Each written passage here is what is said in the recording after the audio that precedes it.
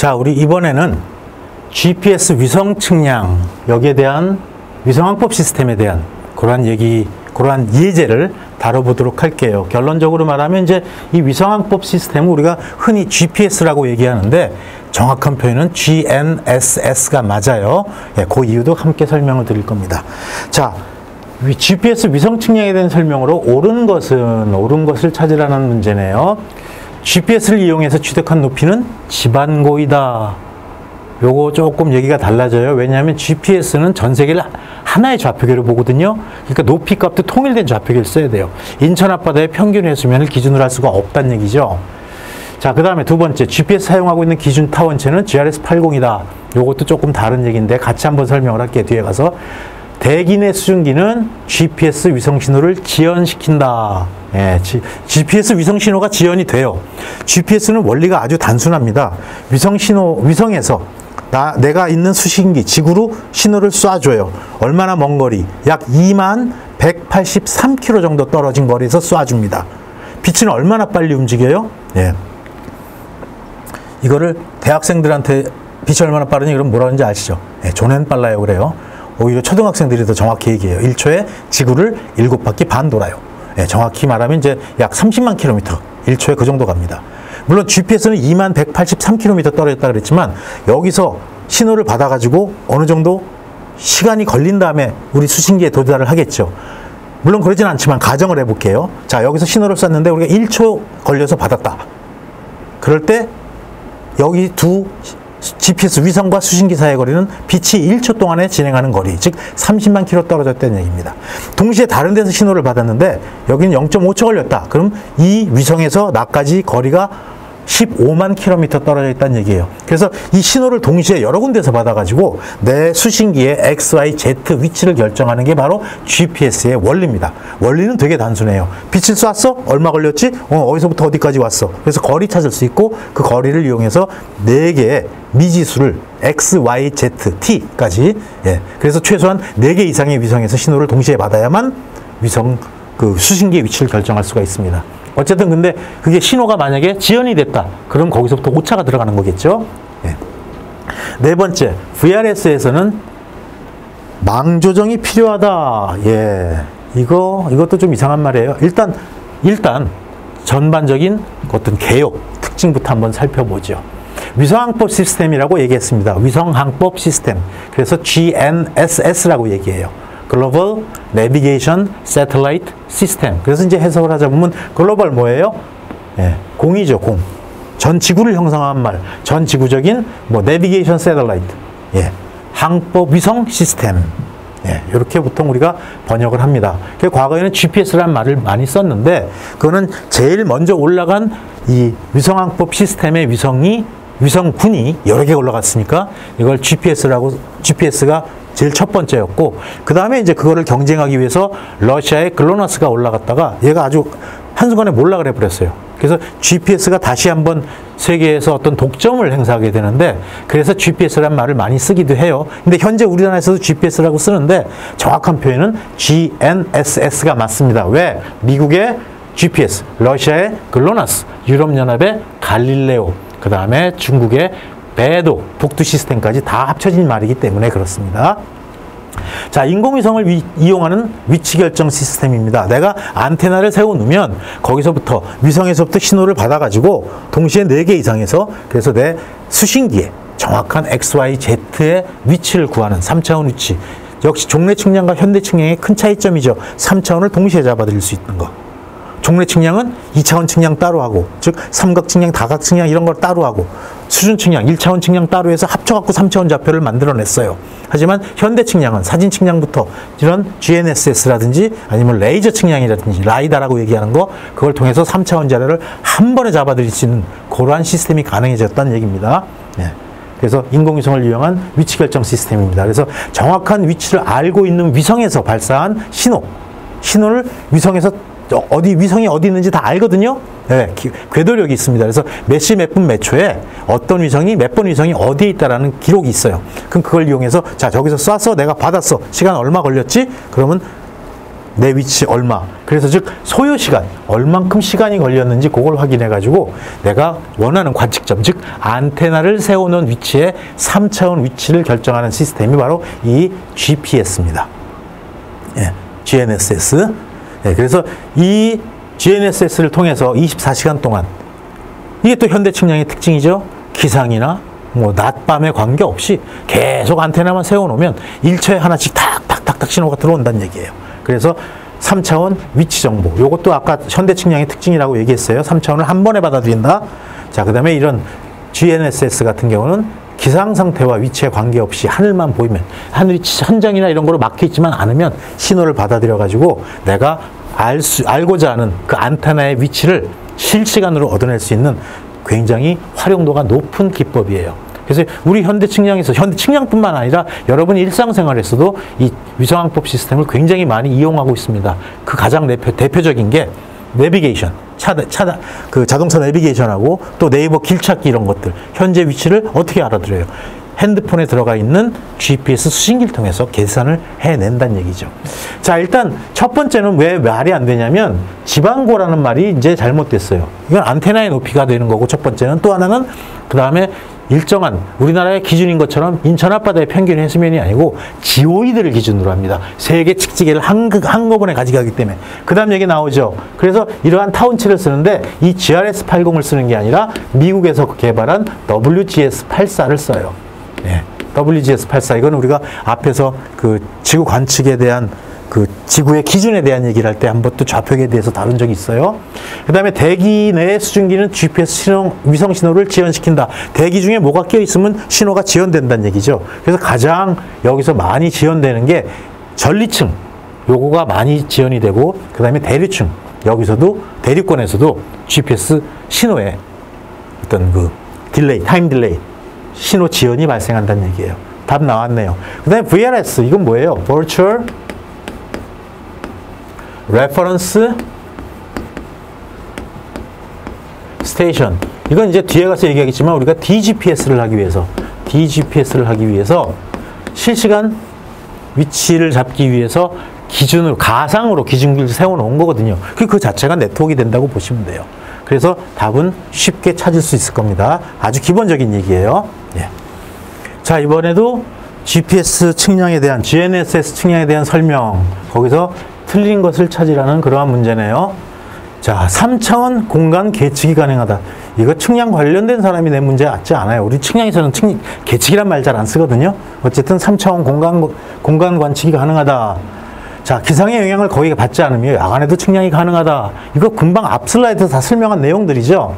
베셀 타운체를 기준으로 경위도 좌표를 수집하기 때문에 정밀도가 높다. 벌써 눈치챘죠? 앞에서 지금 요거 썼다가 홀딱 지웠는데 베셀 타운체 안 씁니다. WGS-84라는 미국에서 만든 좌표기 있어요. 네. 이거 미국에서 만든 거고, 앞에서 나왔는데 그냥 지난 거 GRS-80, 요것도 GRS-80. 굉장히 정확도가 좋아요. 네, 근데 이 두 개가 이제 근원도 다르지만 일단 GPS 사용하는 거는 요겁니다. 그리고 얘 두 개가 전 지구에서 몇 cm 분이 차이가 안 나는 굉장히 비슷한 그러한 타운체입니다. 어쨌든 저건 잘못된 게 나왔는데, 베셀 타운체는 관계없어요. 이건 도쿄 데이터를 기준으로 우리나라하고 일본만 쓰는 데이터입니다. 즉 국지 타운체예요. 말 나왔다. 국지 타운체. 전 세계가 공용으로 쓰는 게 아니라 일부 지역에서. 그럼 얘의 반대말이 뭐예요? 국제 타원체. 어떤 것들이 있어요? 이런 것들이 있죠. 네, 이것도 잘 기억해 두세요. 자, 기선 결정의 경우 두 측정 간의 시통의 관계가 없다? 관계가 없을까요? 일단 보죠. 자, 이건 금방 여기서 찾아낸 거고, 기선 결정을 할 때 이 두 개의 안테나가 서로 연결을, 즉 통신을 주고 받아야 돼요. 그렇기 때문에 시통과 관계가 있다라고 돼 있는 답변을 찾아야 한다라는 얘기입니다. 이건 뭐 기본적인 얘기이기 때문에 뭐 앞에서 설명한 거죠. 예, 그냥 가죠, 여기는. 자, 요것도 제대로 딱 거기다 틀린 애다가 밑줄을 그어놨네요, 벌써. 위성 시스템으로 틀린 것은 일단 기본적인 이 개요들을 묻는 문제가 많이 나와요. GPS에서는 특히 특히 이제 토목기사에서는 계산할 문제가 거의 없습니다. 근데 측지기사에서는, 측량 및 지형공간 정보 기사에서는 계산 문제가 나와요. 그거는 이제 서로 대별해서 여러분들 공부하는 목적에 맞도록 공부를 해야 돼요. 공부하는 목적에 맞도록 그 시험을 보는 거기에 맞도록, 그 시험에 맞도록 준비를 해야 된다는 얘기입니다. 자, GNSS 위성 측량 시스템 틀린 거, GPS, 앞에서 나왔죠. 미국의 GPS, 러시아의 글로나스, 유럽연합의 갈릴레오, 그 다음에 중국의 배도, 북두 시스템. 두 번째, GIS, GSIS, 얘가 뭐야? 세 번째, QGSS. 요거는 관련이 있어요. 뒤에 설명할게요. 그 다음에 갈릴레오, 갈릴레오. 유럽연합의 갈릴레오였죠. 일단 요거를 이렇게 구분을 해볼게요. 자, 위성항법 시스템. 그 다음에 또 위성을 이용한 DGPS 시스템. DGPS는 뒤에서 설명이 자세히 나오니까 뒤에 가서 설명을 할게요. 대신 이제 이 DGPS를 우리가 지상에다가 기준국을 박아놓는 게 아니라 지상에 박아놓은 기준국을 위성으로 신호를 쏴줘가지고 위성에서 신호를 받아요. 그럼 GPS 안테나가 하나인데 얘가 어떤 신호를 받냐? 일단 GPS 신호를 먼저 받아서 위치 결정을 하죠. 그 다음에 다른 위성, 즉 통신위성 같은 걸 이용해서 보정 신호를 따로 받습니다. 그래서 보정해가지고 정확도를 높이는 시스템이 이 위성을 이용한 DGPS 시스템, 요거죠. 그래서 이걸 우리가 SBAS라고 얘기합니다. Satellite Based Augmentation System. 위성을 기반으로 하는 향상 시스템이다. 이렇게 표현을 했어요. 그래서 일단 이 GNSS 군에 들어가는 놈들은 미국의 GPS, 러시아의 글로나스, 유럽연합의 갈릴레오, 그 다음에 중국의 배도가 있어요. 자, 그리고 얘들은 전 세계를 감싸고 돌아다니는 위성들이에요. 국제항법 시스템이라는 얘기예요. 우리가 앞에서 국지타원체, 국제타원체 얘기를 했죠. 얘들은 국제항법입니다. 원래 이 중국의 배도 같은 경우는요, 배도1은 중국에서만, 정지위성을 통해서 중국에서만 위치를 결정하는 시스템으로 구축했었거든요. 그러다가 얘들이 자신이 붙으니까 전 세계로 돌린 거예요. 그러니까 국지 시스템에서 국제 시스템으로 바꾼 대표적인 예가 바로 중국입니다. 그 외에 이제 인도의 나빅이라는 시스템, 요거는 정지위성 7개를 이용해서 인도와 그 주변 국가에만 위성 신호를 가지고 위치 결정할 수 있도록, 그래서 이걸 우리가 국지항법 시스템이라고 표현을 한 거죠. 그 다음에 이제 SBAS의 종류로는 이제 여기 이렇게 나와요. 예, 위성 DGPS라고 표현했죠. 위성을 이용해서 DGPS를 추구하는 거. 그래서 미국의 WAS가 있고요. 그 다음에 유럽연합의 EGNOS가 있고요. 그 다음에 요 QGSS, 극궤도 위성들이죠. 준천정. 그래서 일본에서 올린 MSAS라고 하기도 하고 QGSS라고도 하기도 합니다. 그 다음에 가간이라고 역시 인도 시스템이 있어요. 얘들은 원래 이걸로 시작을 해가지고 야 이씨 그럴 거 이제 우리도 GPS를 쓰자 요렇게 돌린, 처음에 4개 위성으로 갔다가 7개 위성으로 확대를 하면서 GPS까지 쓰게 되는 그 인도의 항법 시스템입니다. 그래서 얘들은 수신기, 안테나, 위성, 뭐 로켓 전부 다 인도에서 생산했어요. 자, 여기서 이제 답 나오죠. 일단 얘는 뭐에 GIS하고 관계되는지 아주 생뚱맞은 애입니다. 그래서 원래 GIS가 Geographic Information System이었죠. Geographic Information System. 그랬다가 얘가 이제 야 우리가 뭐 지역만 다루냐, 공간도 다루지 않니? 그래가지고 어떻게 이름을 바꿔요? Geospatial Information System, 이렇게 이름을 바꿉니다. 그래서 GSIS라는 말을 한동안 썼었어요. 당연히 여기 GPS하고는 관련이 없는, 항법 시스템하고는 관련이 없는 단어입니다. 저게 여기 왜 들어왔는지 저도 이해가 안 가요. 자, 4번째 문제. GPS의 구성에 대한 문제네요. 예. 그래서 문제가 어떤 위성이에요? 위성이냐? 어떤 문제예요? GNSS 구성에서 GPS 위성의 궤도를 추적하고 운영 관리하는 지휘 통제소, 뭔지 몰라도 일단 통제, 컨트롤 파트네요. 통제. GPS는 크게 세 부분으로 나눕니다. 자, 사용자 부분, 우주 부분, 제어 부분, 송신 부분 이렇게 있는 이 4가지 중에서 하나는 가짜라는 얘기죠. 한번 볼까요? GPS의 구성. 자, 위성항법 시스템 우리가 3부문이라고 얘기를 해요. 그래서 첫 번째 우주 부문. 하늘에서 위성이 돌아가는 그러한 시스템이죠. 예. 그래서 요건 24개의 위성. GPS 같은 경우, 예. 24개의 위성. 그 다음에 3개의 보조 위성. 이게 기본인데, 원래 6개의 궤도에 4개씩 박아놨어요. 6개에 4개씩 박아 있으니까 6개에 6, 4, 24, 24개, 보조위성 세계 27개인데 지금 30개가 넘어 올라가 활동하고 있습니다. 그래서 이 위성에는 뭐가 있어? 전파 송수신기, 전파 수신을 해야 지상에서 GPS 신호를 받아서 위치 결정을 하죠. 근데 얘도 항법 메시지 같은 걸 계속 갱신을 해야 되기 때문에 지상 통제센터에서 신호를 쏴주면 그거 갖고 업데이트를 해야 돼요. 그러니까 쏴주는 거 받는 거 다 있어야 돼요. 송수신기. 그 다음에 굉장히 정확한 원자시계가 있습니다. GPS는 원리가 뭐였어요? 자, 던졌다, 받았다. 얼마 걸렸어? 곱하기 광속도. 이거 갖고 거리 측정하는 거거든요. 그러니까 시간이 무지무지하게 중요해요. 0.1초만 틀려도 데이터는 뭐 어마어마한 거리 오차가 나타날 수가 있으니까요.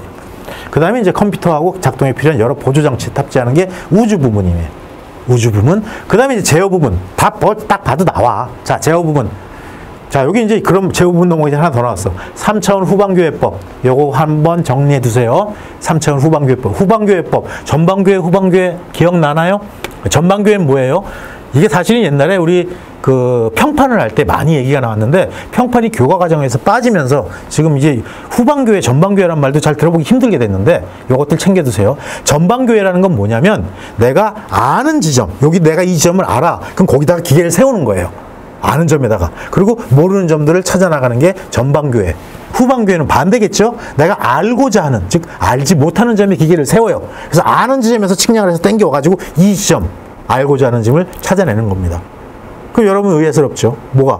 아니 GPS가 왜 후방교회예요? 위성이 있고 위성 신호를 받는데 내가 알려고 하는데 안테나 세우는 건 맞지만 위성의 위치 알아요? 알지요. 예. 궤도력이나 여러 가지 그 데이터를 통해서 몇 시 몇 분 몇 초에 어떤 위성이 어디 있다는 데이터가 다 있습니다. 그러니까 알고 있는 지점에서 신호를 쐈어. 그래서 내가 모르는 지점에서 받아가지고 여러분의 3개 이상, 4개 이상에서 위성 신호를 받아서 내가 알고자 하는 그 수신기의 위치를 결정하는, 안테나의 위치를 결정하는, 그게서 후방교회법이란 말이 나온 거예요. 하나 체크해둬요. 자, 제어 부분은 뭐예요? 위성 통제. 위성 체계의 연속적인 제어하는 데요. 지상에서 컨트롤한다는 얘기죠. 그래서 GPS의 시간 결정을 한다든지 위성 시간값을 예측하고 각각 위성에 대한 주기적인, 요거 아주 중요한 얘기입니다. 우리 여기서 시험에 깊게 나오진 않지만 어쨌든 GPS에서 기본적으로 가장 중요한 신호 중에 하나가 이 항법 메시지, 내비게이션 메시지예요. 요거를 갱신한다. 그래서 데이터를 모아서 요 주간 제국에서 그 각각의 부간 제국들에서 데이터를 모아서 위성 궤도나 위성을 감시하고 있다가 그 값을 모아서 주간 제국으로 보내면 거기서 프로세싱을 한 다음에 지상 송신국으로 쏴주죠. 그럼 지상 송신국에서는 GPS가 지나갈 때 그 전파를 쏴가지고 데이터를 업데이트하는 그러한 제어하는 부분이에요. 그 다음에 사용자 부분은 우리입니다. 제 GPS를 들고 다니면서 위치 결정하는 사람들. 그래서 위성에서 전송되는 신호 정보를 이용해 가지고 수신기의 정확한 위치, 그 다음에 속도, 요걸 결정하고 활용하는 분야. 그래서 GPS 수신기하고 사용자로 구성이 되죠. 답 나왔죠? 네, 이거 아주 쉬운 문제입니다. 이런 문제 틀리면 정말 열받는 거예요. 제어 부분이에요. 자, 그 다음에 GPS 측량에서 사용하지 않는 건 이건 GPS 단독 얘기예요. 왜냐하면 글로노스나 갈릴레오나 얘들은 다른 신호를 쓰거든요. 어쨌든 GPS의 신호, 위성 신호를 얘기하는 겁니다. 자, 뭐가 있나요? L1파, L2파, L4파, L5파. 장난하냐? 일단 기본적으로 1번, 2번은 아닐 것 같아요. 3번은 왜 빠졌을까? 없으니까. 4번, 5번 중에 하나인데 보죠. 위성 신호.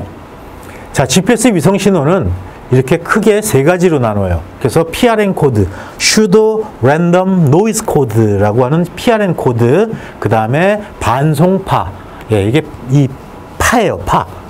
그러니까 예를 들어서 우리 라디오에서 92.1MHz의 파에다가 뭐를 실어요? 아나운서 목소리도 싣고 그 다음에 음악도 싣고 해서 이 파를 따라 파는 진행을 하니까 신호는 진행을 못해도 파는 진행을 하거든요.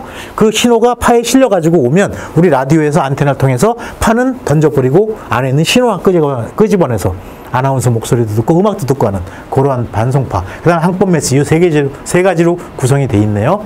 그래서 PRN 코드에는 크게 이제 P 코드와 CA 코드가 있습니다. 요거는 이제 프리사이즈 코드라고 해서 군용이에요, 군용. 요거는 민간에 풀어놓은 코드예요. 예, 민간 코드. 그 다음에 이제 M 코드라고 해서 나중에 새로 군용 코드가 또 추가가 됩니다. 그럼 이런 코드들이 어디 실려와? 반송파에 실려서 우리한테 오는 거예요. 지금 여기서는 반송파를 물어보는 얘기죠. 자, 그래서 L1 반송파 1575.42MHz 여기에 실려옵니다. 그 다음에 또 L1C 이건 나중에 생긴 거예요. 예, 이 뒤에 C가 붙은 건 시빌리언 코드라고 생각하면 돼요. 민간 코드. 원래 GPS는 여러분 아시는 것처럼 군용으로 시작한 겁니다. 그걸 나중에 민간으로 풀어준 거죠. 예. 그 다음에 L2 반송파가 있어요. 1227.60MHz. 예. 그리고 이 두 가지는 군에선 다 써요. 민간은 이 두 가지를 다 받아도 군 신호를 못 받아들여요. 암호화되어 있기 때문에. 이 P코드 같은 것들. 얘들은 암호화돼서 들어오거든요. 그래서 옛날에 민간은 L1뿐이 못 받았는데 지금 L1, L2를 다 받아요. 받긴 하지만 얘가 L1, L2에 다 실려오거든요. 그래도 우리는 얘가 실려와도 못 받아요. 왜? 암호화에 놨기 때문에. 그 다음에 이제 L2C라는 또 민간 코드가 또 하나 추가됐고요. 그 다음에 L5. 예, 요거 이제 생활안전 서비스 집어넣기 위해서 L5 코드를 추가했습니다. 답 나왔죠, 벌써? 그 다음에 항법 메시지가 있어요. 굉장히 중요한 겁니다. 내비게이션 메시지. GPS 위성의 궤도, 시간, 다른 시스템의 변수값들을 갖고 있는 그러한 메시지예요. 그래서 CA 코드와 함께 L1파, L2파로 다 전송이 되는데 이 파가 어떻게 오는지 간단하게 그림을 한번 보여드릴게요. 자, L1 반송파, L1파 1575.42MHz 이 파에다가 이제 신호를 쏴서 넣을 거죠. 코드를 넣어줄 거예요. PRM 코드를. 또 L2 반송파가 있어요. 과거에 요건 민간은 요것뿐이 못 받았지만 지금은 두 개를 다 받아요. 두 개를 다 받는데 아까 얘기한 것처럼 P 코드는 프리사이즈 코드는 민간에서는 받아들일 수가 없다 그랬죠. 암호화가 돼 있어서. 자, 요게 CA 코드에 민간에 풀어놓은 코드입니다. 요게 여기 L1파에 실려서 우리한테 옵니다. 그럼 우리는 요걸 이용해서 위치 결정을 하게 돼 있죠. 그 다음에 군에서 쓰는 P 코드가 있어요. 요건 암호화된 코드라 그랬어요. 요건 L1, L2에 다 실려옵니다. 예. 그래서 이 파장대가 다르기 때문에 1575.42하고 127.660MHz가 다르기 때문에 얘가 전리층에서 꺾이는 각도가 틀려져요. 그래서 전리층 지연 효과를 두 개를 동시에 다 받으면 어느 정도 꺾인 게 차이가 있는지를 확인해서 오차, 지연 오차가 얼마인지를 계산할 수 있어요. 그래서 군에서는 정확하게 위치 결정을 할 수 있습니다. 하지만 민간은 얘를 못 받아들이니까 이거 하나만 갖고 L1, 요 CA 코드 하나만 갖고 요거 갖고 위치 결정을 해야 돼요. 그 다음에 이제 중요한 항법 메시지, 내비게이션 메시지가 여기 두 군데 다 실려옵니다. 그럼 민간에서는 요거 L1, L2를 다 받으면서 얻을 수 있는 이점이 뭐예요? P코드는 원래 못 받으니까 C1이 여기 CA 코드가 여기 또 온 것도 아니고 CA 하나뿐이 못 받지만 내비게이션 메시지를 양쪽으로 당겨 받으면서 시간을 단축할 수 있다는 그런 장점이 있습니다. 자, 이렇게 해서 GPS 사용하지 않는 위성 신호 뭐 쉬워요. 예, 반송파 L4. 자, 그 다음에 GPS, GNSS가 다중주파수, 멀티 프리퀀시 요거를 채택하고 있는 이유. 지금 군에서는 두 개의 주파수를 쓰고 있다 그랬잖아요. 민간은 하나뿐이 못 써도. 예, 그 얘기예요. 데이터 취득 속도의 향상을 위해서. 요거는 이제 어떻게 보면 아까 내가 그 내비게이션 메시지를 좀 더 빨리 받을 수 있다고 얘기했는데 그건 거기에 한정된 것뿐이 안 돼요. 근데 대륙권 지연 효과. 요거 대륙권에서 지연이 되고요. 지연이 되는데 전파 지연이 나타나는데 이게 꺾이는 각도가 다르다는 얘기예요. 즉, 자, 쉽게 말하면 이렇게 표현해 볼게요. 이렇게 우리가 투명한 컵에 물을 반 채우고 빨대를 꽂으면 이렇게 꺾이죠. 왜? 이렇게 꺾여 보여요. 꺾이진 않지만 그럼 물의 밀도와 공기의 밀도가 다르기 때문에 굴절이 나타난다는 얘기예요. 빛이 굴절해요. 자, 전자기파도 굴절하고 GPS 신호도 굴절을 합니다. 그렇기 때문에 꼭 똑바로 내려오는 것보다 좀 더 늦게 내려온다는 얘기예요. 빛은. 그래서 이게 얼만큼 꺾이는가. 다른 주파수라면 꺾이는 각도가 틀리단 말이죠. 그래서 이 두 개를 비교해가지고 군에서는 L1파, L2파에서 받은 P 코드를 비교해서 이런 지연 효과를 제거하기 때문에 정확도가 높아집니다. 하지만 민간에서는 CA 코드 하나만 오는 L1파를 받아들이면 얼마큼 꺾이는지 계산이 안 돼요. 그래서 군 신호가 민간보다 훨씬 정확하다는 얘기가 이렇게 나오는 거예요. 또 다중경로 오차, 멀티 패스 얘기가 나오는데 요건 쉽게 말하면 당구로 치면 3쿠션으로 들어가는 얘기예요. 조금 이따 같이 설명을 할게요. 그 다음에 전리층 지연 효과. 지금 GPS가 신호가 우리한테 도착할 때 다 나타나는 지연은 이 두 가지예요. 대륙권하고 전리층 지연. 이 두 개 중에서 다중주파수를 사용하는 거. 그거 어떤 건지 확인하려고 그럽니다. 자, 대기권에서의 전파 지연 어떤 게 있어요? 크게 전리층하고 대리권 두 개가 있어요. 이쪽은 수증기 쪽이에요. 자, 이거는 뭐예요? 밀도가 달라서 발생하는 거거든요. 산란으로 의한 것으로 신호의 주파수에 따라서 변화가 됩니다. 그러니까 1575.42MHz하고 1227.60MHz하고 주파수가 틀리죠. 그리고 꺾이는 정도가 달라요. 거기서 요걸 가지고 얼마나 꺾였지, 얼마나 시간이 지연됐지, 요거 갖고 찾아내는 게 군신호라 그랬습니다. 그래서 군사용의 고정밀 수신기는 L1, L2를 다 받아들이죠. 예. 그래서 거기서 각각 P코드를 다 받아들이는 거예요. 그래서 전리층 효과를 직접적으로 보정을 할 수가 있어요. 그래서 정확도가 높습니다. 하지만 우리가 일반 시민들 군이 아닌 사용자들은 L1만을 받아가지고 L1에 있는 CA 코드만 받아들여서 그거 갖고 그냥 주구락 해석을 하다 보니까 정확도가 떨어진다는 얘기예요. 그래서 요건 항법 메시지에 포함된 오차 보정 계수 요것만 갖고 이용을 하기 때문에 정확도가 떨어지죠. 자, 대륙권 오차. 공기와 수증기 차이에 의한 겁니다. 전리층보다 빠른 변화를 갖고 가고 위성 신호가 통과하는 거리가 높이에 따라서 고도에 따라 달라지기 때문에 요것 때문에 발생하고 높이값 오차, 요게 대륙권 오차하고 밀접하게 발생을 해요. 그래서 우리가 이 L1파와 L2파를 동시에 신호해가지고 다른 주파수, 즉 1575.42MHz의 L1파와 1227.60MHz의 L2파를 같이 받아들이면서 직접적으로 효과를 제거할 수 있는 건 바로 전리층 지연 효과예요. 요게 굉장히 중요한 얘기입니다. 왜? 요것 때문에 군에서 사용하는 것과 민간에서 사용하는 정확도가 완전히 차별이 나버려요. 근데 결론적으로 얘기하면 갈릴레오에서는 민간한테도 2개 이상의 신호를 받게 해줬어요. 해주고 있고. 예, 그래서 GPS보다 정확도가 높다고 일반적으로 생각하고 있습니다. 자, DOP가 나왔네요. 예, 이거 답이라고 읽는 사람 있나요? 자, 위성 측량의 DOP, Division of Precision, 정밀도의 저하라고 지금 표현을 했어요. 관한 설명 중 옳지 않은 것은. 자, 이 DOP의 종류는 GDOP, 여기 나온 것처럼 PDOP, VDOP, HDOP, 그 다음에 시간, TDOP 같은 것들이 있다. 이거 현장에서 가끔 일하는 사람 보면 뭐 G답, P답 이렇게 얘기하는데 이걸 왜 답이라고 읽는지 저는 이해가 잘 안 가요. DOP가 맞는 얘기입니다. 이걸 답이라고 읽으면 GPS라고 뭐하라 그래? 급쓰라 그러지. GIS는 기쓰라 그러고. 어쨌든 우리는 DOP라고 다 똑똑똑똑 떨어지게 발음해줘야 돼요. 자, 이 DOP는 측량할 때 수신 가능한 위성의 궤도 정보를 항법 메시지에서 받아서 계산할 수가 있다. 네. 자, 위성 측량에서 DOP가 작으면 클 때보다 위성 배치 상태가 좋은 것이다. 네.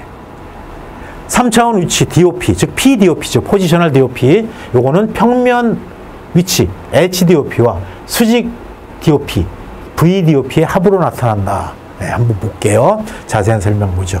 자, 위성의 배치에 따른 오차입니다. Division of Precision, 정밀도의 저하. 정밀도의 저하를 표현하는 거예요, DOP는. 그리고 오차량을 직접 의미하는 건 아니고 실제 정밀도, 요거는 DOP에다가 단위 관측 정확도를 곱해갖고 우리가 계산을 해요. 그래서 계산되는 정밀도, 요게 단위 관측 정확도 또는 정밀도, 요거에다가 시그마에다가 DOP를 곱해갖고 이렇게 정밀도를 계산한다는 얘기입니다.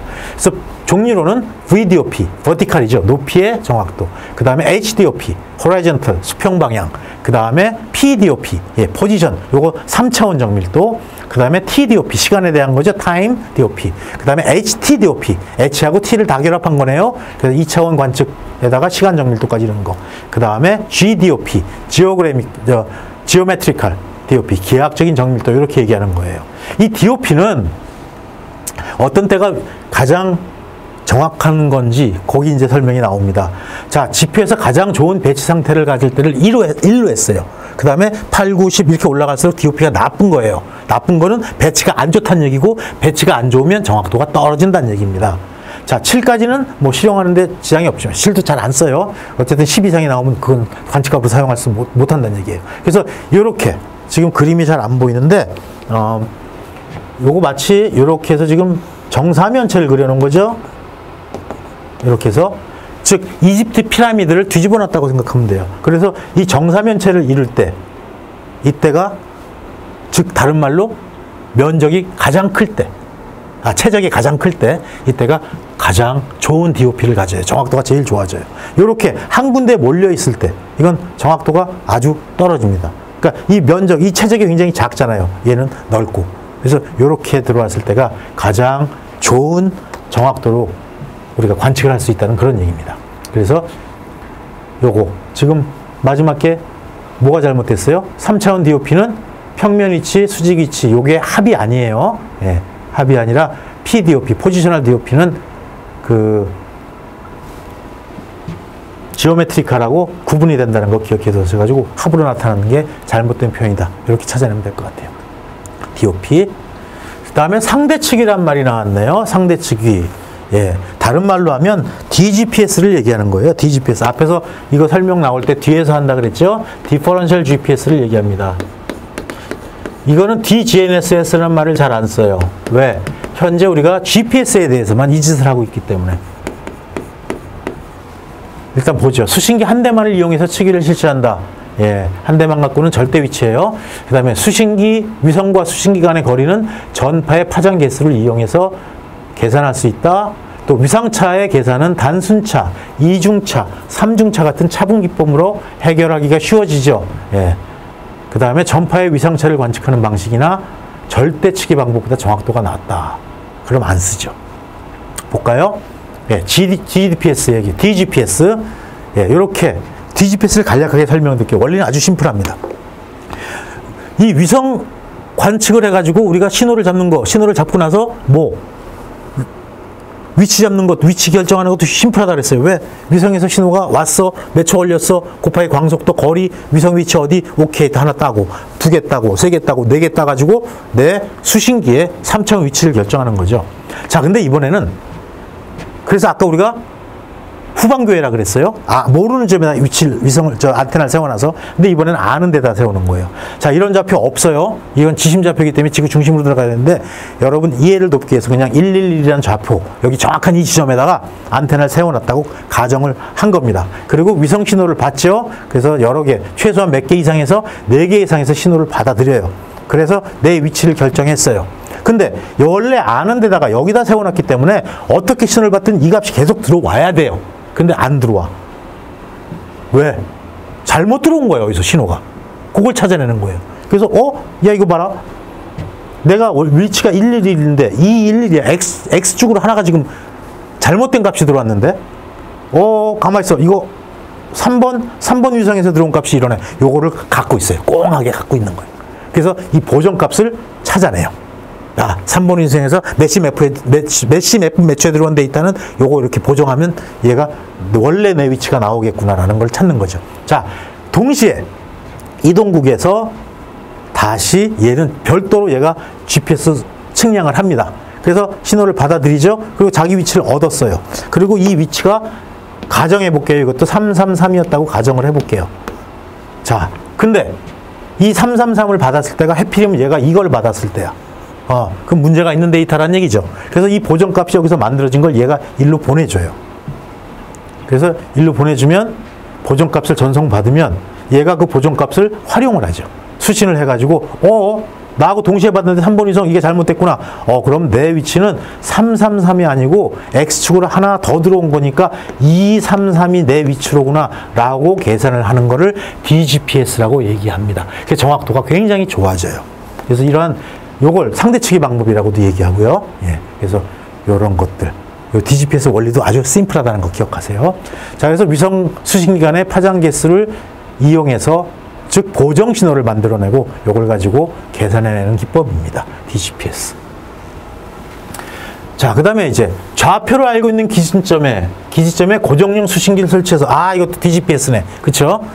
보정 자료를 생성하고 동시에 미지점에 또 다른 수신기를 설치해서 수신기 몇 개? 아까 우리 앞에서 본 그림이 여기 수신기 하나 있었고 여기 차에 하나 있었죠. 2개예요. 2개가 통신을 하는 거야. 뭘? 보정 신호를 던져줘 가지고. 자, 그랬을 때 고정점에서 생성된 보정 자료를 이용해 미지점의 관측 자료를 보정함으로써 높은 정확도를 확보하는 그러한 GPS 측위 방법은 뭘까요? 예, 뭐겠어요? 사실 이게 조금 정확한 문제는 아니에요. 왜냐면 이제 키네매틱하고 스태틱이 있는데 키네매틱은 내가 안테나를 들고 다니면서 이동하면서 이동 측량을 키네매틱이라고 얘기하고 스태틱 같은 경우는 한 군데 세워놓고 고정적으로 받는 걸 스태틱이라 그래요. 물론 이 스태틱이나 다이나믹 또는 키네매틱은 다이나믹이라고도 얘기를 하거든요. 요거는 GPS가 될 수 있고 DGPS가 될 수가 있어요. 근데 이 문맥에서 지금 물어보는 거는 DGPS를 물어보는 그런 얘기고, 이 스팟은 생뚱맞게 나왔죠. 이거는 원격 탐측 위성입니다. 프랑스에서 쏘아 올린. 예. 자, DGPS 방법, 그 다음에 종류, 여기 방법에 대한 종류와 정확도를 한번 보죠. 자, 일단 싱글 GPS, 단독 위치 결정. 우리가 싱글 GPS라고 표현합니다. 안테나 하나, 수신기 하나만 세워놓는 거죠. 예, 이럴 때. 그 다음에 이제 DGPS, 앞에서 설명했던 거. 이 DGPS 종류가 몇 가지가 있어요. 그 중에 이제 이런 DGPS 뒤에 설명할게요. 그 다음에 후처리 상대 위치를 하는 DGPS가 있고요. 그 다음에 실시간 이동 위치 결정하는 그 RTK라 그래요. Real Time Kinematic. RTK라고 얘기하는, 현재 우리가 일반적으로 측량에서 할 때 전부 다 이렇게 안테나 들고 다니면서 사용합니다. 그리고 기준국을 어딜 써요? 예, 가상 기준국. 앞에서 VRS 나왔던 거 기억나나요? 예, Virtual Reference Station. 가상 기준국으로부터 이거를 기준국으로 놓고 내가 갖고 다니는 걸 이동국으로 놓고서 활용하는 방법이에요. 일단 단독 위치 결정 같은 경우는 안테나 하나, 수신기 하나로 위치를 결정하는 거죠. 예, 그래서 정확도가 약 10m. 이건 GPS가 갖고 있는 고질적인 정확도입니다. 왜? L1파에서 받은 CA 코드만 이용하는 민간은 전리층, 대륙권 보정이 안 돼요. 그렇기 때문에 그냥 이 오차 갖고 써야 돼요. 이게 기본적으로 GPS에서 가져가는 오차예요. 그 다음에 DGPS는 일반적으로 측량용 수신기 하나, 항법용 수신기 하나, 이렇게 결정하는 겁니다. 과거에 우리 해양수산부에서 비콘, 해상 비콘을 만들어서 해변 8m, 어청도에서 전국의 그 섬에다가 GPS 기준국을 만들어서 비콘 신호로 해서 DGPS를 만들어줬어요. 그 다음에 이제 내륙국을 더 만들죠. 충주, 무주, 춘천, 영주 이렇게 해가지고 남한을 완전히 커버하는. 얘는 정확도가 약 한 2m 정도 돼요. 그 다음에 후처리 상대 위치. 이건 후처리, 실시간으로 처리가 안 되고 데이터를 쫙 받아서 저장했다가 그 다음에 프로세싱을 무자비하게 돌리는 거예요. 그러니까 당연히 시간이 많이 걸리겠죠? 실시간으로 안 되겠죠? 대신 정확성이 있다는 얘기입니다. 그래서 2대 이상의 측량용 GPS 수신기를 이용해가지고 고정밀 상대 위치를 잡아냅니다. 하지만 실시간 처리가 불가능해요. 이건 수미리, 지각 변동까지도 찾을 수 있다고 합니다. 그 스위스 베른 대학교의 베르네스라는 프로그램, 이런 걸 이용하면. 그 다음에 실시간 이동 위치, 요건 2개 이상의 측량용 수신기를 이용해서 실시간으로, 요거 얘기했죠? 정밀로 위치 결정하는 방법. 그래서 1에서 2cm 정도. 지금 현장에서 측량하는 사람들은 요 정도의 오차로 좌표값을 얻어내고 있어요. 그럼 뭐겠어요? DGPS를 얘기한 겁니다. 요 키네매틱, 사실 어떻게 보면 저 키네매틱 DGPS의 일종으로도 볼 수가 있거든요. 볼 수도 있다는 얘기는 안 볼 수도 있다는 얘기예요. 그래서 여기는 명확하게 DGPS를 골라야 될 것 같네요. 그 다음에 10번째 문제. DGPS를 적용할 경우 기지점과 미지점에서 측정한 결과로부터 공통 오차를 상쇄시킬 수 있기 때문에 측량의 정확도를 높일 수가 있다. 이때 상쇄되는 오차 요인이 아는 것은, 자, 위성의 궤도 정보, 다중 경로, 그 다음에 전리층 신호, 대륙권 신호, 지연들이죠. 자, 어떤 게 될까요? 일단 여기서 이제 물어보는 거 중에 아주 대표적인 게 GPS 오차에 대한 얘기를 한번 해볼게요. GPS 오차. 일단 대륙권 전파 지연 오차가 있었어요. 그렇죠? 그래서 전리층 오차. 여기 대륙권 전파 지연에서 전리층 오차하고 대륙권 오차가 있었는데, 여기 이제 아까 군 신호가 L1, L2를 동시에 받아들여서 전리층 효과를 재현한다 그랬습니다. 또 대륙권 오차는 수증기, 물과 공기와 수증기에 대한 거. 그러니까 높이값 오차를 만들어내는. 그 다음에 또 다중 경로 오차가 있어요. 멀티패스라고 얘기하는 거. 말 그대로 멀티. 하나가 아니고 여러 개. 패스. 예. 길이란 뜻이죠. 그래서 안테나를 여기 세워놓고서 위성 신호를 여기서 딱 받았을 때는 얘는 정확하게 위치를 결정할 수가 있어요. 근데 여기 벽 같은 데서 맞고 쿠션 맞고 들어왔다. 그러면 얘는 자기 위치가 여기 있다고 계산을 해버리는 거예요. 그러니까 당연히 오차가 발생하는 거죠. 이게 다중 경로 오차예요. 그 다음에 이제 위성의 배치에 따라서, 아까 DOP 얘기했었죠? 예, DOP에 따른 그러한 배치, 딜루전 오브 프레시전, 정밀도의 저하 같은 것들. 그 다음에 고의적인 오차. 자, AS, SA, 뭐 이것도 아주 너무 심플하게 썼는데, 엔티-스푸핑. 요건 미국에서 군용 신호에다가 암호를 걸어놓은 걸 엔티-스푸핑이라고 얘기해요. 그래서 아무나, 민간이나 적군이 사용하지 못하고 오직 미군에서만 쓸 수 있도록 암호화 시켜놓은 거. 그래서 P코드가 암호화돼 있죠. 그래서 암호화된 B코드는 우리가 PY 코드라고도 얘기를 합니다. 그 다음에 SA, 요거는 뭐예요? Selective Availability. 그래서 선택적 가용성 뭐 이렇게 번역을 하는데, 이건 GPS 신호를 받을 때, GPS 위성에서 신호를 받을 때 이 신호에다가 약간씩 시계 오차를 섞어버려요. 그럼 GPS가 가장 중요한 건 뭐예요? 정확한 시간을 알아야만 곱하기 광속도에서 거리를 구할 거 아니에요. 그러니까 시간이 조금만 어그러져도 곱하기 광속도기 때문에 거리는 확 어그러진다는 얘기죠. 그래서 시간이 굉장히 중요한데 거기다가 고의적으로 오차를 걸어놓은 거예요.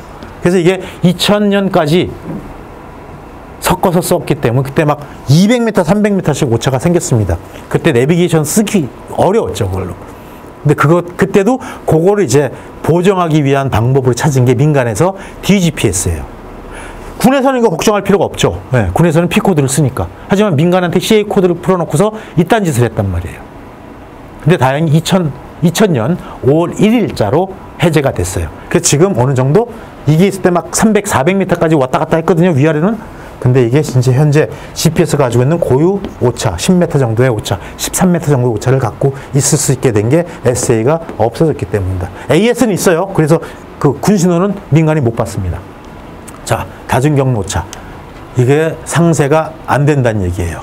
예, DGPS 가지고 멀티패스 막 맞고 들어오는 거는 3쿠션 들어오는 거는 못 잡아낸다는 얘기겠죠. 자, 그 다음에 GNSS의 관측 성과. 이거 뭐 GNSS의 활용 얘기네요. 관측 성과로 틀린 것은 어떤 게 관측 성과가 아닌가? 틀린 것 밑줄도 쫙. 자, 지오이드 모델, 경도와 위도, 그 다음에 지구 중심 좌표, 타원 최고. 이 중에서 GPS를 통해서 얻어낼 수 없는 거를 찾아라는 얘기겠죠. 자, 일단 이 GPS는 어디에 활용이 돼요? 예. 일단 측지 측량의 기준망 굉장히 정확하게 잡을 때도 활용이 됩니다. 그 다음에 지구과학에서도 많이 쓰게 되죠. 그 다음에 정밀 계측에서도 위치 정보만 정확히 들어오면 뭐 교량을 놓을 때 크레인이 2개가 움직여가지고 정확히 접합부를 맞춘다든지 그런 거에도 사용을 합니다. 또 유도형 정보를 취득하는 데도 사용이 되고 또 국토 개발에도 많이 쓰겠죠. 지금 지도를 만들 때 GPS를 이용하는 경우도 많으니까요. 또 실시간 이동 측량, 이건 GPS 갖고 있는 당연한 얘기. 그 다음에 지리공간 정보 시스템, 여기에 데이터도 굉장히 중요한 데이터, GPS에서 얻어낸 위치 데이터가 GIS에서 굉장히 중요하게 요긴하게 쓰여요. 더더군다나 디지털 값으로 바로 입력이 되기 때문에 그걸 이용해서 지도를 만든다든지 어떤 뭐 물량 계산하는 것도 굉장히 용이합니다. 그 다음에 차량항법 장치, 여긴 GPS 빠지면 바퀴 없는 자전거요, 안고 없는 찐빵입니다. 또 지능형 교통체계, 또 교통 분야. 그래서 요즘에 그 무인 자동차가 나올 수 있는 게 바로 이러한 GPS 위치 정보 때문에 가능하다는 얘기예요. 또 방범, 방제, 구급, 여기서도 특히 여러분 중엔 전자 발찌 차는 사람 없을 거예요. 예, 저도 없어요. 이상하게 보지 마시고 그 범인의 위치 추적이라든지 이런 것들도 역시 마찬가지. 그 다음에 레저, 스포츠, 우리 어군 탐지기라든지 산에 올라갈 때도 GPS 수신기 가지고 가는 경우 많죠. 또 항공, 우주 개발, 뭐 우주에서도 위치 어떻게 잡아낼까요? 안 보일 땐 GPS가 최고란 얘기입니다. 그 다음에 고응용 체결의 활용, 이렇게 여러 군데 다방면에 GPS는 굉장히 많이 쓰일 수가 있어요. 그 다음에 군사적인, 원래 GPS는 군사적인 목적으로 만들어낸 거잖아요. 그렇죠? 이렇게 해서 GPS 갖고 많은, 가장 중요한 건 이거 갖고 위치를 결정할 수 있다는 얘기죠. 그래서 지오이드 모델은 GPS를 갖고 만들 수가 없죠. 예, 여러 가지 위치를 찾는다든지 뭐 타원치의 높이를 결정. 왜? WGS84 자체가 타원체 아니에요. 지구 회전 타원체. 그러니까 타원체 높이는 받아들일 수 있어도 지오이드의 높이, 지오이드 모델, 요거를 구성하는 데는 문제가 있다는 얘기입니다. 자, 앞에서도 그런 얘기를 한 것 같은데 이 토목기사에서는 GPS의 계산 문제들이 나오진 않아요. 하지만 우리 측량 및 지형공간 정보 기사에서는 계산 문제가 이렇게 왕왕 나옵니다. 근데 아주 어려운 건 아니고 기본적인 공식만 알고 있으면 풀 수 있는 문제들이기 때문에 여러분 요거를 요 유형별로 몇 가지만 습득해 놓으면 GPS, 즉 위성항법 시스템에서 나올 수 있는 계산 문제는 다 잡을 수가 있어요. 첫 번째 문제 보죠. 12번째죠, 토탈. 자, GPS 위성에서 전송되는 L1 신호 주파수 1575.42MHz. 다 아는 얘기예요. 자, 광속. 아까 30만 킬로미터라고 얘기했죠. 정확히 299,792.458km/s. 예. 그러니까 30만 킬로미터라고 얘기했던 거. 30만 킬로미터. 그러니까 100만, 1000만, 억. 이렇게 되네요. 단시, 100, 1000만, 10만, 100만, 1000만, 억. 약 30만 킬로미터. 굉장히 빠른 속도예요. 이럴 때 L1 신호 10만 개의 파장의 거리를 찾으라는 얘기입니다. 요건 주파수와 거리의 문제에서 바로 쉽게 찾을 수가 있어요. 자, 파장 람다라고 표현하죠. 요건 어떻게 표현해요? 주파수분의 광속도로 계산할 수 있습니다. 여태까지 여러분들이 다뤘던 어떤 측량이나 건설 분야의 문제하고는 완전히 상이한 문제가 나와버려요. 왜? 전파 쪽으로 가다 보니까. 자, 광속도 주어졌죠. 네, 얘 주어졌고. 주파수 주어졌어요. 그럼 파장 계산할 수가 있네요. 이렇게 계산하면 되겠네.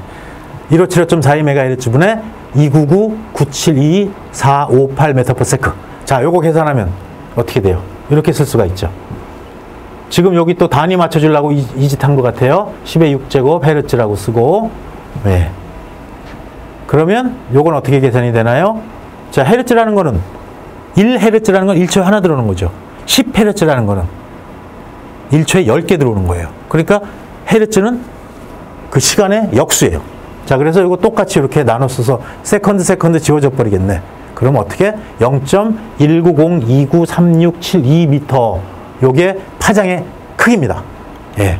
자, 이 값은 L1 신호 하나의 파장이죠. 그러니까 10만 파장이면 곱하기 10만 해주면 되겠네. 간단해요, 계산은. 그래서 요거 곱하기 10만 했을 때 요렇게 19,029.3672m 파장의 거리가 계산이 될 수가 있다는 얘기예요. 이런 문제도 가끔 나오니까 챙겨두세요. 그래서 약 19.029km다 라는 얘기입니다. 자, 13번째 문제. 역시 계산 문제네요. 관측 방정식을 통해서 GDOP를 계산하는 문제. 문제 한번 보죠. 위성의 기하학적 분포에서는 의사거리에 의한 단독 측위의 선형화된 관측 방정식을 구성하고 그 다음에 정규 방정식의 역행렬을 활용하면 판단할 수가 있다. 자, 관측점의 좌표 X, Y, Z, 그 다음에 C 모두 몇 차원? 4차원이에요.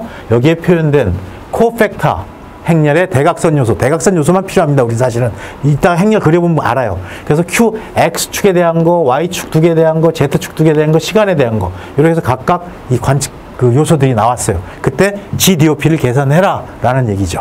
자, 어렵지 않아요. 자, GDOP는 어떻게? 이렇게 쓰면 됩니다. 그래서 각각의 제곱들을 다 더해서 루트 씌워진 거. 그거 그냥 갖다 집어넣으면 끝이에요. 예. 되게 쉽죠? 예, 3.6097. 이게 DOP가 계산된 거예요.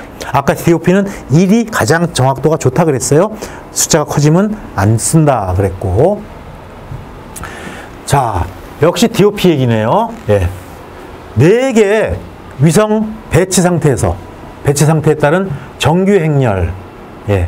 그래서 이렇게 행렬로 표현한 거네요. 역행렬까지. 다음과 같을 때 HDOP와 PDOP, GDOP를 각각 구하라라는 얘기죠. HDOP, PDOP, GDOP. 예, HDOP는 호라이전탈, 몇 차원? 2차원에 대한 거. PDOP는 포지셔널, 그쵸? 3차원에 대한 거. 맞아요? 그 다음에 GDOP는 시간까지 같이 이렇게 고민한 거죠. 자, 그래서 HDOP는 어떻게 하고요? 2차원에 대한 거니까 X하고 Y만 따지면 되겠네요. 이 두 놈만 따지면 돼요. 그래서 역시 앞에서 구한 식 그대로 XX하고 YY의 제곱. 그럼 계산하면 이렇게 될 거고요. 자, PDOP는 포지션 DOP죠. 이건 3차원에 대한 겁니다. 그래서 X, Y, Z가 다 들어가야 되죠. 그래서 XX 요런 3개. XX, YY, GZ 해가지고 역시 똑같이 계산하면 얼마? 3.1159. 그 다음에 GDOP. 요거는 뭐예요? 시간에 대한 것까지 같이 포함된 거. 요 4개가 다 들어가야 돼요. 그래서 역시 4개를 풀어버리면 됩니다. 뭐 어려운 문제는 하나도 없어요. 계산하니까 3.3891. 이렇게 각각의 DOP를 계산할 수도 있습니다. 요 문제도 한번 나온 적이 있어요. 한번 챙겨두세요. 자, DOP. 자, 그 다음에 이제 또 모정수에 대한 얘기가 나왔네요. 모정수. 자, 이미 시간에 GPS 관측을 실시했을 때 PRN 7번 위성 번호죠. PRN 7번 7. 이 위성으로부터 수신기에 들어온 L1 신호 주파수의 부분 주파수가 반파장이에요. 부분 주파수가 2분의 1 파장이었던 얘기예요. 람다가 2분의 1이라는 얘기인가요? 2분의 1 파장이 들었다. L1 신호 파장, 람다가 19.0cm. 그 다음에 7번 위성, 수신 시간의 정확한 거리가 이거래요. L1 신호의 모정수, N을 찾아라는 얘기죠. 정수를 값을 찾아라. 자, 요것도 한번 해설 같이 봐요. L, 요건 뭐예요? N 람다 더하기 델타 람다. L이라고 요거 거리를 이렇게 우리가 계산할 수가 있습니다. 그럼 N은 어떻게 쓸 수가 있어요? 이렇게 쓸 수가 있나요? 예. 요거 N만 남겨놓은 거예요. 그럼 얘가 1로 가면 되고, L 델타 람다. 요게 뭐예요? N의 람다일 거고, 따라서 N은 어떻게? 람다분의 L 델타 람다. 이렇게 쓰면 되겠네요. 요거 그대로죠. 자, 이 거리 L은 주어졌죠? 이런 문제는 어렵진 않아요. L 주어졌죠? 그 다음에 람다 주어졌어요? 람다 값 얼마? 19cm. 그 다음에 몇 개 들어왔대? 반파장 들어왔대. 아, 다 나왔네요. 그럼 이렇게 쓸 수가 있겠네. 이제 숫자 갖다 집어넣으면 끝이에요. 그래서 19.0 람다 값 들어가고, 그 다음에 거리 들어갔고, 반파장 이렇게 계산해 가지고 요거 정리하면 얼마예요? 100만인가요? 100만. 그래서 모정수를 이렇게 계산할 수가 있다는 얘기입니다. 자, 이렇게 해서 우리가 이제 그 GNSS에 대한 문제들을 다 정리를 했는데, 요거 외에 여러분들한테 하나를 더 팁을 드리고 싶어요. 그런 문제가 나온 적이 있거든요. 그 라인X라고 들어봤죠? 예, 라인X 표가 있어요. 그럼 쫙 이 표를 보면 몇 번, 관측점의 위치, 그 다음에 관측에서 받아들인, 일단 시간, 그 다음에 X, Y, Z 값 좌표들, 그 다음에 거기 사용하는 관리자, 이렇게 쫙 일률적으로 나와요. 한 시트에. 여러분, 이 지오인포매틱스 교재에도 있습니다. 그럼 그 표를 주어졌을 때 각각의 뭐를 뜻하는지, 그거 하나만 더 추가로 챙겨 두세요. 그것도 시험 문제에 나온 적이 있거든요. 그래서 그 라인X 포맷에 대한 얘기, 요거 하나만 더 첨가해 두면 아마 여러분들은 이 정도만 가지면 우리 항법 시스템에서는 더 이상 우리가 틀릴 문제가 없을 거예요. 자, 이렇게 해서 위성항법 시스템 예제 정리를 끝냈습니다.